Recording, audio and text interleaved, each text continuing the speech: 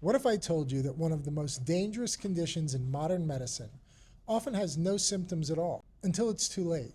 High blood pressure, also called hypertension, is known as the silent killer. Millions of people live with it without realizing the strain it's putting on their arteries, their heart, their brain, and their kidneys. Left untreated, it's one of the leading causes of heart disease, stroke, kidney failure, and even dementia. The good news is, blood pressure is something we can control, and in many cases, lower, with the right lifestyle changes. And for those who do need medication, combining it with healthier habits makes treatment far more effective. In this episode, I'll explain what blood pressure actually means and why the numbers are so dangerous, the most effective lifestyle changes to bring your pressure down naturally, when medication is necessary and why that's not something to fear, and finally, how you can monitor your blood pressure at home to stay ahead of potential problems. If you or someone you love has ever been told that you have borderline or high blood pressure, this video will give you a clear, practical roadmap for taking control of your numbers and protecting your long-term health. So let's begin. To understand why lowering blood pressure is so important, we first need to understand what blood pressure actually is. Blood pressure is simply the force of blood pushing against the walls of your arteries as your heart pumps. A little bit of pressure is normal. In fact, it's necessary to circulate blood throughout your body. But when that pressure stays too high for too long, it puts stress on the arteries and every organ they supply. Think of your arteries like a flexible garden hose. If the pressure inside the hose is consistently too high, the walls start to weaken and stiffen. Over time, small cracks can form, and that's exactly what happens in the human body. The high pressure damages the delicate lining of the arteries, making it easier for plaque to build up. This process is called atherosclerosis, and it's a major driver of heart attacks and strokes. But the damage doesn't stop with the artery. High blood pressure also makes the heart itself work harder. The heart muscle thickens and stiffens, which can eventually lead to heart failure. The kidneys, which filter toxins from the blood, are also vulnerable. Uncontrolled hypertension is one of the leading causes of kidney disease. And in the brain, high blood pressure increases the risk of both strokes and certain types of dementia. The most dangerous part is that high blood pressure usually causes no symptoms until the damage is already advanced. That's why it's earned that name, the silent killer. People may feel perfectly fine while their organs are slowly being strained every single day. The bottom line is, blood pressure isn't just a number your doctor reads off of a cuff. It's a direct measure of how much stress your cardiovascular system is under. Controlling it's one of the single most powerful things you can do to protect your heart, your brain, your kidneys, and, of course, your long-term health. When it comes to lowering blood pressure, diet is one of the most powerful tools we have. In fact, research shows that making the right dietary changes can sometimes lower blood pressure as much as a single medication does. One of the most studied approaches is the DASH diet, which stands for Dietary Approaches to Stop Hypertension. This way of eating emphasizes fruits, vegetables, whole grains, lean proteins, and low-fat dairy. What it limits are foods high in saturated fat, cholesterol, and added sugars. Patients who follow DASH consistently often see significant reductions in blood pressure within a couple of weeks. But diet isn't just about what you add. It's also about what you reduce. Sodium, or salt, is one of the biggest culprits. Too much sodium makes the body retain water, which raises blood pressure and blood volume. The average American consumes over 3,000 milligrams of sodium per day, far above the recommended limit of 1,500 to 2,300 milligrams. Most of that salt doesn't come from a salt shaker. It comes from processed and restaurant foods, canned soups, deli meats, frozen meats, and snacks. Another key dietary factor is potassium. Potassium helps relax blood vessel walls and counteracts the effects of sodium. Foods rich in potassium include bananas, spinach, beans, avocados, and sweet potatoes. Increasing potassium while reducing sodium creates a powerful 1-2 punch for lowering blood pressure. Other helpful habits include alcohol and being mindful of caffeine intake. Moderate coffee intake is fine for most people, but excessive caffeine can temporarily spike blood pressure, especially in people who aren't used to it. And alcohol, particularly in larger amounts, directly raises blood pressure over time. Let's not forget hydration. Drinking enough water helps hydrate the body and regulate blood volume, maintaining a healthy circulation. Even mild dehydration can cause the blood to thicken slightly, putting more strain on the heart and vessels. Bottom line, food truly is medicine for blood pressure. By adopting a DASH diet, cutting back on sodium, boosting potassium-rich foods, limiting alcohol, and staying well hydrated, you can dramatically improve your numbers, and often without medication. The second major lifestyle strategy for lowering blood pressure is exercise. Regular physical activity is one of the most effective, natural ways to bring those numbers down and keep them down. Here's how it works. When you exercise, your heart becomes stronger and more efficient. A stronger heart doesn't need to pump as hard to move blood through the body. That lowers the force on the arteries, which translates directly into lower blood pressure. Exercise also improves circulation, reduces stress, and helps with weight management, all of which contribute to healthier blood pressure. So what kind of exercise works best? The answer is it's a mix. Things like walking, jogging, or cycling, even swimming, has the clearest benefit for lowering blood pressure. Even brisk walking for 30 minutes a day, 5 days a week, can make a measurable difference. Training like lifting weights or using resistance bands also helps when done in moderation. Building muscle supports metabolism, weight control, and circulation. Flexibility in mind-body activities such as yoga or tai chi may not directly lower blood pressure as much, but they do reduce stress, which indirectly improves cardiovascular health. The key is consistency. Blood pressure improvements come from regular activity, not one intense workout here or there. Even breaking exercise into smaller chunks, like 3 10-minute walks throughout the day, can be just as effective as one longer session. For those who haven't exercised in a while, the important thing is to start gradually. Something as simple as taking the stairs instead of the elevator, or walking after dinner, can get the ball rolling. And of course, if you have heart disease, diabetes, or other chronic conditions, check with your doctor before starting a new program. This is really important. The bottom line, exercise is a prescription for better blood pressure. The more you move, the stronger your heart becomes, and the lower your risk of serious complications. Another crucial factor in controlling blood pressure is maintaining a healthy weight. Carrying extra weight, especially around the abdomen, puts added strain on the cardiovascular system.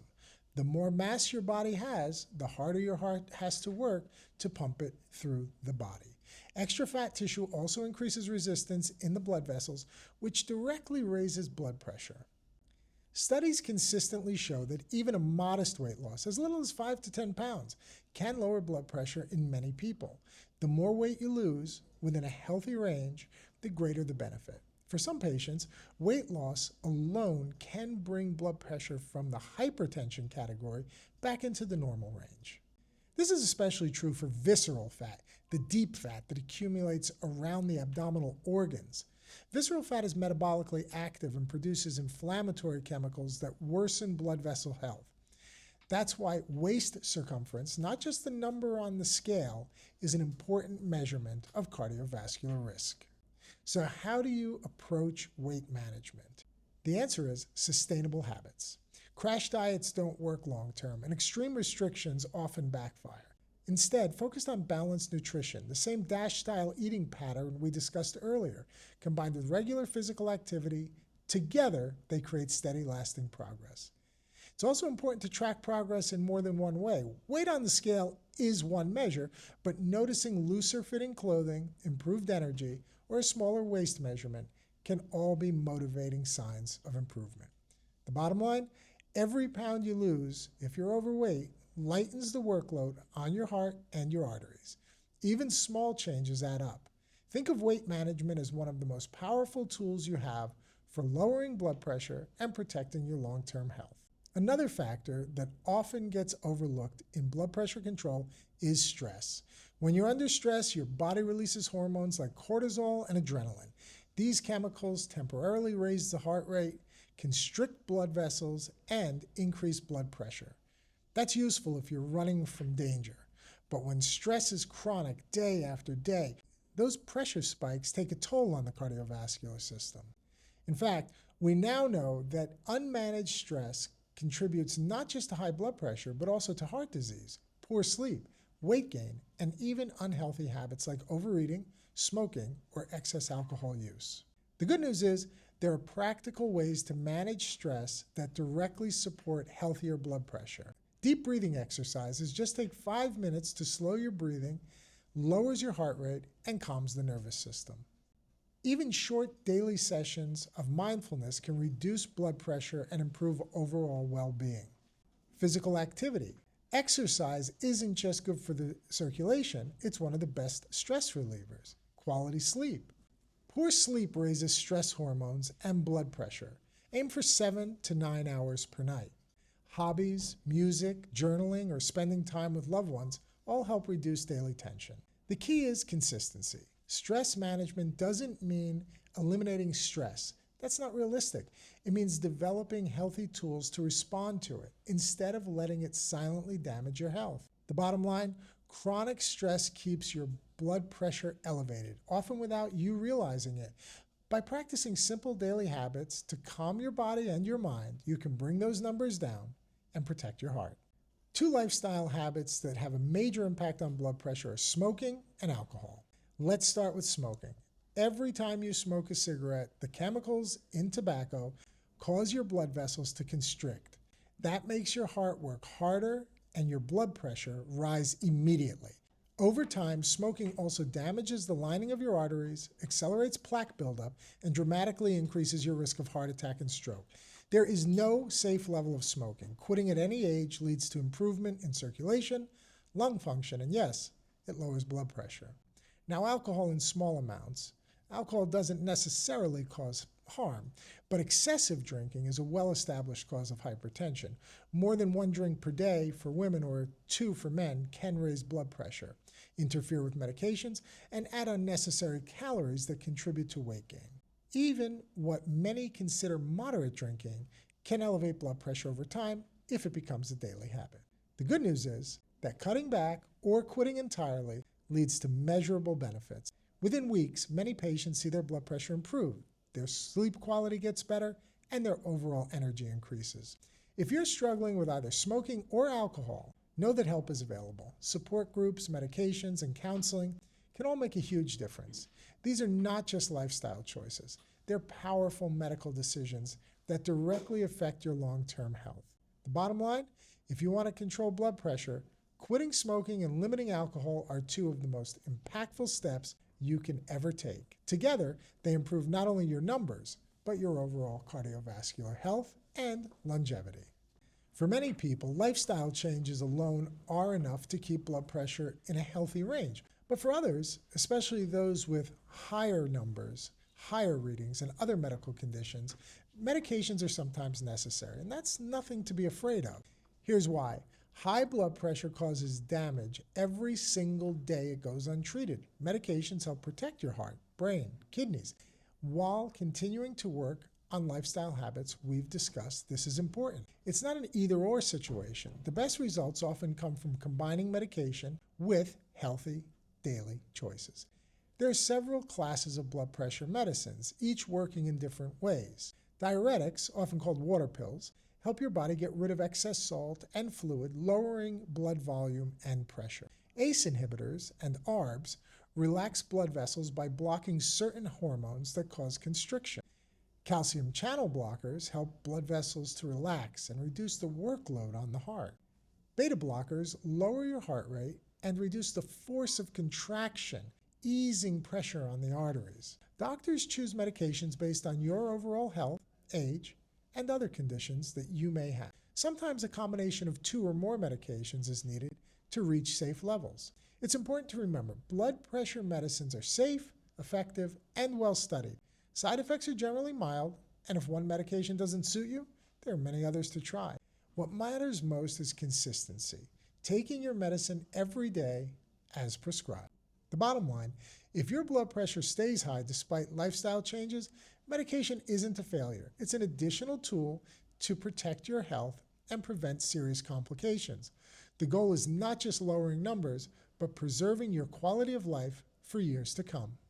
So let's bring this all together.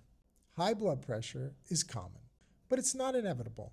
and it's not something you should ignore. Remember, it's called the silent killer for a reason. Most people feel perfectly fine until serious damage has already occurred. But the truth is, you have more control over your blood pressure than you might think. To recap, the most effective lifestyle strategies include eating a balanced, low-sodium, high-potassium diet, the DASH approach, exercising regularly, even if it's just walking most days of the week, maintaining a healthy body weight, especially reducing abdominal fat, managing stress through healthy routines like breathing, meditation, or quality sleep, avoiding smoking and keeping alcohol intake low. And for those who still need extra help, medications are safe, effective, and often life-saving. They're not a substitute for healthy habits, but when used together, they provide powerful protection for your heart, your brain, and your kidneys. If your blood pressure is consistently above 130/80, don't wait. Talk to your doctor. Even a simple home blood pressure monitor can give you critical insight into your health.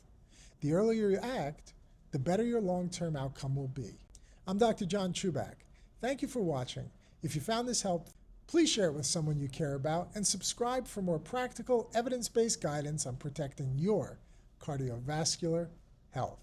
Remember, take care of your blood pressure, and your blood pressure will take care of you. See you in the next video.